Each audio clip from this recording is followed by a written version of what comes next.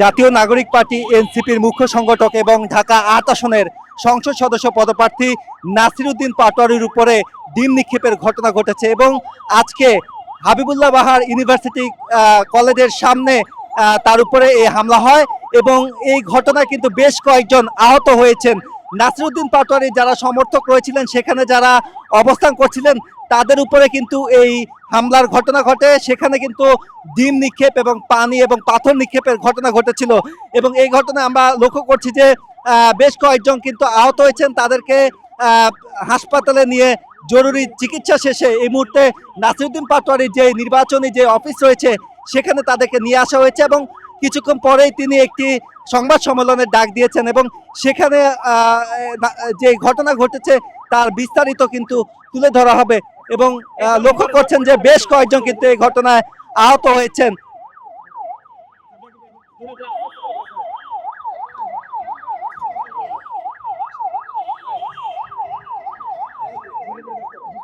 হাবিবুল্লাহ বাহার university কলেজে আজকে পিঠা উৎসব ছিল এবং সেখানে বিএনপির প্রার্থী মির্জা আব্বাস এবং এনসিপির প্রার্থী নাসিরউদ্দিন পাটোয়ারি দুজনেই সেখানে কিন্তু অতিথি হিসেবে ছিলেন।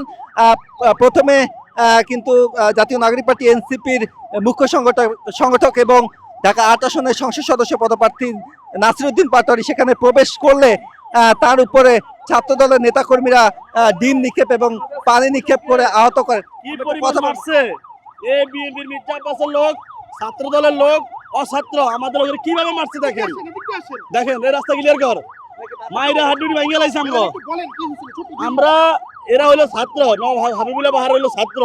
তারা আমাদের নাসির ভাইকে দাওয়াত করছে পিঠা উৎসবে। এখানে আমরা ৮-১০ জন পোলাপাইন আমরা গেছি। যাওয়ার লগে লগে মির্জা আব্বাসের পোলাপাইন আইসা আমার ইচ্ছা মতো মারছে। আমরা পোলাপাইন করে আঙ্গ নাসির ভাইকে পিটছে, আমারও মারছে। এখন এইভাবে তো সন্ত্রাসী কায়দা তো দেশ পরিচালনা হতে পারে না। আমরা মির্জা আব্বাস, আমরা তো মির্জা আব্বাসের বলি নাই চাঁদাবাজ, আমরা চাঁদাবাজ বলি। মির্জা আব্বাসের লোক, মির্জা আব্বাস কেন বারবার তার গায়ে দিকে নাই? তাদের হাতে কি লাঠি সোঁটা বা কিছু ছিল কি? তাদের হাতে ছিল চাকু ছিল, এমন হাতের মধ্যে ওদের বড় পাথর ছিল। ওরা ইট মারছিল নাসির ভাইরে, হাদির মতো শেষ করে চাইছিল। আমরা দেখতে পাচ্ছি আপনার মাথায় ব্যান্ডেজ করা, কিভাবে আঘাত পেয়েছেন একটু বলবেন?